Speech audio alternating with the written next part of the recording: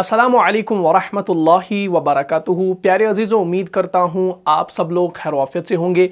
पिछली वाली क्लास में हमने सिफ़त तवस्सुत के बारे में पढ़ा था। अगर अभी तक आपने उस वीडियो को नहीं देखा है तो यहाँ पर जो आई का बटन शो हो रहा है इस पर आप क्लिक कीजिए, या लिंक आपको डिस्क्रिप्शन में अभी मिल जाएगी। उस वीडियो को शुरू से लेकर आखिर तक देख लीजिए, उसके बाद जो है इस वीडियो को देखना शुरू करें। तो आज का जो हमारा टॉपिक है वो है सिफ़त इस्तिआला के बारे में। आज की क्लास में हम जानेंगे कि सिफ़त इस्तिआला किसे कहा जाता है। अगर आपको मालूम होगा कि बहुत पहले हमने हरूफ मुस्तआलिया के बारे में पढ़ा था, अगर अभी तक आपने उस क्लास को भी नहीं देखा है तो उस क्लास का जो लिंक होगा आपको डिस्क्रिप्शन में मिल जाएगा। अभी जाइए और उस वीडियो को देख लीजिए ताकि आप बेहतर तरीके से सिफ़त इस्तिआला को जान सकें। सबसे पहले हम यहाँ पर जानेंगे कि सिफ़त इस्तिआला का लुग़वी माना क्या है। तो सिफ़त इस्तिआला का जो लुग़वी माना है वो है बुलंदी चाहना। क्या है भाई? बुलंदी चाहना। मैंने आपको पिछली बार भी कहा था कि बुलंदी असल लफ्ज़ नहीं है, असल लफ्ज़ है बुलंदी। बा को ज़बर देना है, ठीक है? इस चीज़ को याद रखिएगा, फिर कोई ये ना कह दे कि आप बुलंदी बता रहे हैं, इसको भी जहन में रख लीजिएगा। तो बुलंदी चाहना इसका लुग़वी माना है। अब बुलंदी के बहुत सारे माना है, जैसे आसमान की बुलंदी, पहाड़ों की बुलंदी वगैरह वगैरह, लेकिन यहाँ पर जो माना है वो है आवाज़ के अंदर बुलंदी। इस चीज़ को जहन में रखना, आवाज़ के अंदर बुलंदी जो होती है ये उस माना में है। अब हम जानेंगे कि सिफ़त इस्तिआला का इस्तिलाही माना क्या है। इसका जो इस्तिलाही माना है वो है ज़ुबान की जड़ का तालों की तरफ बुलंद होना। ज़ुबान की जड़ का तालों की तरफ बुलंद होना, ये इसका इस्तिलाही माना है। ये मैं अभी आपको समझाने वाला हूं, लेकिन उससे पहले आप नोट कर लीजिए कि ये जो सिफ़त इस्तिआला है ये 7 हरूफ के अंदर पाई जाती है, जिन हरूफ को हम हरूफ मुस्तआलिया कहते हैं। क्या कहते हैं? हरूफ मुस्तआलिया। यानी ये जो 7 हरूफ हैं, यानी हरूफ मुस्तआलिया के जो 7 हरूफ हैं, उनके अंदर जो हमेशा सिफ़त पाई जाती है उसे सिफ़त इस्तिआला कहा जाता है। इसको अपनी कॉपी पर नोट कर लीजिए। और वो 7 हरूफ कौन से हैं? ख, साद, दाद, गैन, ता, क़ाफ, वा। तो ये जो 7 हरूफ हैं इनके अंदर सिफ़त इस्तिआला है। इनका जो मजमुआ है वो है खुस्सा वगतिन क़िज़। ठीक है, तो ये जो 7 हरूफ है इनके अंदर सिफ़त इस्तिआला है। यहां तक समझ में आ गया? इसको अपनी कॉपी पर नोट कर लीजिए। अब मैं इसकी अदायगी की बात करता हूं। तो इनकी जो अदायगी है वो यूं है कि जब ज़ुबान की जड़ तालू की तरफ उठती है, जब ज़ुबान की जड़ तालू की जानिब उठती है तो ये हरूफ जो हैं ये मोटे हो जाते हैं। यानी ये हरूफ मुस्तआलिया के 7 हरूफ जो हैं ये मोटे हो जाते हैं। मोटे होने से यहाँ पर मुराद है कि ये पुर हो जाते हैं, इनके अंदर तफ़ख़ीम पाई जाती है। इस चीज़ को नोट कर लीजिएगा। यानी ज़ुबान की जो जड़ होती है ये तालू की जानिब उठती है। ज़ुबान की जड़ से क्या मुराद है? ज़ुबान की जड़ हम कहते हैं अक्साई लिसान को, यानी जहाँ से ज़ुबान हमारी शुरू हो रही है। अंदर अगर आप उंगली डालेंगे ना, यानी जहाँ से ज़ुबान आपकी शुरू हो रही है वो कैसे उठती है? वो ऊपर उठती है तालू की जानिब, और ये जो हरूफ है ये मोटे हो जाते हैं, यानी ये खुद ब खुद फिर मोटे हो जाते हैं, इनके अंदर तफ़ख़ीम पाई जाती है।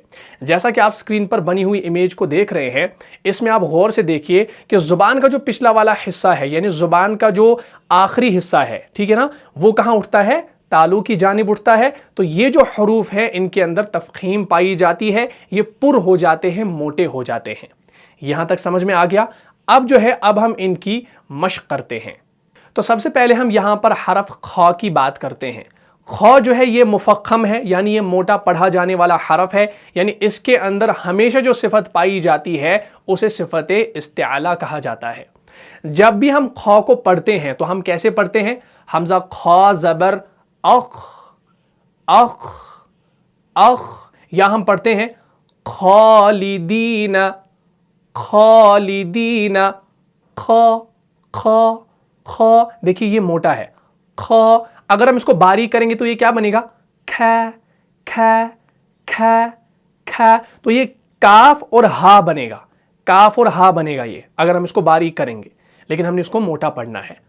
ख, ख, खा, खा, खा जो है ना ये गलत है। खालिदीन फीहा। क्लियर हो गया? तो ये खा की अदायगी है। ठीक है, अब हम यहां पर सौद की मश्क करते हैं।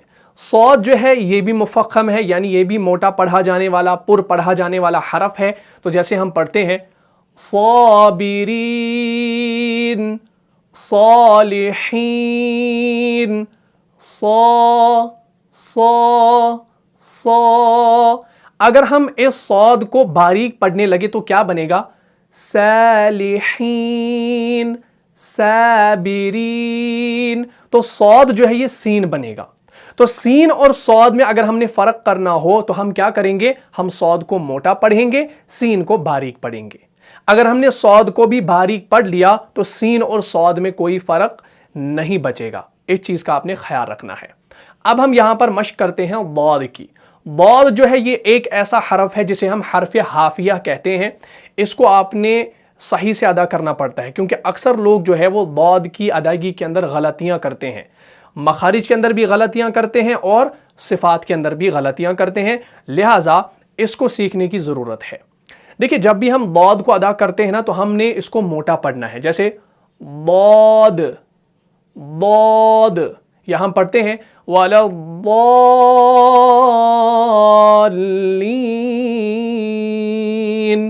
اب یہ ضاد جو ہے نا یہ موٹا ہے، یہ مفخم ہے، ٹھیک ہے نا. اگر ہم اس کو باریک پڑھنے لگے نا تو یہ دال بنے گا. جیسے دا، تو یہ دال کی شکل اختیار کر لے گا. اس چیز کا خیال رکھنا. تو ضاد کو بھی آپ نے موٹا پڑھنا ہے. اس کے بعد ہے غین. غین جو ہے یہ بھی موٹا ہے، مفخم ہے. تو جیسے ہم پڑھتے ہیں نا غیر یا ہم پڑھتے ہیں غافلین. تو غا ہم پڑھتے ہیں، ٹھیک ہے نا. اگر ہم اس غائن کو باریک پڑھنے لگے تو یہ کیا بنے گا؟ گافلین. تو یہ گاف بنے گا جو کہ عربی زبان کے اندر ہے ہی نہیں. کلیئر ہو گیا؟ تو گاف نہیں پڑھنا ہے بلکہ غا پڑھنا ہے. غائن، غا غا، غا غا، غا غا. تو گاف نہیں پڑھنا ہے، غائن پڑھنا ہے. غافلین. کلیئر ہو گیا؟ اس کے بعد ہے طا. طا جو ہے یہ بھی مفخم ہے. اگر آپ نے اس طا کو بھی باریک پڑھ لیا تو تا اور طا میں کوئی فرق نہیں بچے گا. طا کو آپ نے موٹا پڑھنا ہوتا ہے. جیسے ہم پڑھتے ہیں صراط المستقیم، صراط المستقیم. ہم پڑھتے ہیں طا المستقیم. اگر ہم اس طا کو باریک پڑھنے لگے تو کیا بنے گا؟ صراط المستقیم. تو یہ تا بنے گا. تو تا اور طا میں کوئی فرق ہی نہیں بچا. اسی وجہ سے طا کو آپ نے موٹا پڑھنا ہے، تا کو آپ نے باریک پڑھنا ہے. تو یہ دونوں حروف جو ہے ادا ہو جائیں گے. کلیئر ہو گیا؟ اس کے بعد ہے قاف. قاف جو ہے اس کو آپ نے موٹا پڑھنا ہوتا ہے. جیسے ہم پڑھتے ہیں قاف، قاف. یہاں ہم پڑھتے ہیں قل اعوذ برب الفلق، فلق. اب یہ قاف جو ہے نا یہ بھی موٹا ہے، مفخم ہے. اگر آپ نے اس قاف کو باریک پڑھ لیا تو یہ بنے گا کل، کل، قل، کل، قل، کل. تو دیکھیے کتنا ڈفرنس اس کے اندر ہے. کاف بن جائے گا یہ پورا تو آپ اس کے اندر غلطی کریں گے. تو اس کو بھی آپ نے موٹا ہی پڑھنا ہے. اس کے بعد ہے وا. وا جو ہے یہ بھی مفخم ہے. تو جیسے ہم پڑھتے ہیں نا ظالمین، ظالمین. حروف لثویہ میں سے ہے. ظالمین، ظلم، ظلم، ظلم.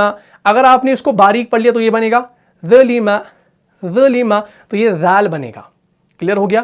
تو ذال اس کو نہیں بنانا ہے، اس کو وا پڑھنا ہے. تو اگر آپ اس کے اندر خیال کرتے ہیں، اگر آپ ان کو موٹا پڑھتے ہیں ہر ہمیشہ تو آپ پر اور باریک کے اندر بھی فرق کر پائیں گے اور قرآن مجید کو صحیح طریقے سے پڑھ بھی پائیں گے. کیونکہ اکثر لوگ جو غلطیاں کرتے ہیں وہ پر اور باریک میں کرتے ہیں. میکسیمم جو غلطیاں ہوتی ہیں وہ پر اور باریک میں ہوتی ہے. تو اس چیز کا آپ نے بڑا دھیان دینا ہے. تو انشاءاللہ یہ کلیئر ہو جائے گا. تو بار بار اس کی مشق کیجئے. اور بہت پہلے میں نے حروف مستعلیہ کی کلاس بھی اپلوڈ کی ہے، اس کو بھی دیکھ لیجئے گا. لنک آپ کو ڈسکرپشن میں مل جائے گی. اور ایک اور گزارش کرنا چاہتا ہوں، بہت سارے لوگ مجھے میسیج کرتے ہیں اور بہت سارے لوگ جو ہے کوسچنز کرتے رہتے ہیں. تو اگر کسی کا میں میسیج نہیں پڑھ پا رہا ہوں تو یہ نہیں سمجھنا کہ میں رپلائی نہیں دے رہا ہوں، کیونکہ میسیج بہت زیادہ ہوتی ہے انسٹاگرام پر. تو مطلب میں پریشان ہو جاتا ہوں میں کس کو رپلائی کروں. بہت ساری میسیج ہوتی ہیں اور بہت ساری تعداد میں ہوتی ہے. بندے کو اگر 100 یا 150 میسیج آ جاتی ہے نا تو اس کا دماغ خراب ہو جاتا ہے. تو بہرحال ہزاروں یا 2-2 ہزار تک میسیج ہوتی ہیں، تو بہت مشکل ہوتا ہے ان کو ریڈ کرنا، رپلائی کرنا، لیکن آرام سے ہم رپلائی کرتے ہیں انشاءاللہ، تو سب کو انشاءاللہ جواب دیں گے۔ تو امید کرتا ہوں آپ کو یہ کلاس اچھے سے سمجھ میں آئی ہوگی۔ اگر آپ کو اس کلاس سے ذرا بھی فائدہ ہوا ہے تو اپنے دینی بھائیوں اور بہنوں میں اس کو لازماً شیئر کر دیجئے۔ ملتا ہوں انشاءاللہ نیکسٹ ایپیسوڈ میں، تب تک کے لیے آپ خوش رہیں، سلامت رہے، امن میں رہے، حفاظت میں رہے۔ السلام علیکم ورحمۃ اللہ وبرکاتہ۔ نہ میرا کوئی عمل ہے ایسا، نہ میرا کوئی ہے کام ایسا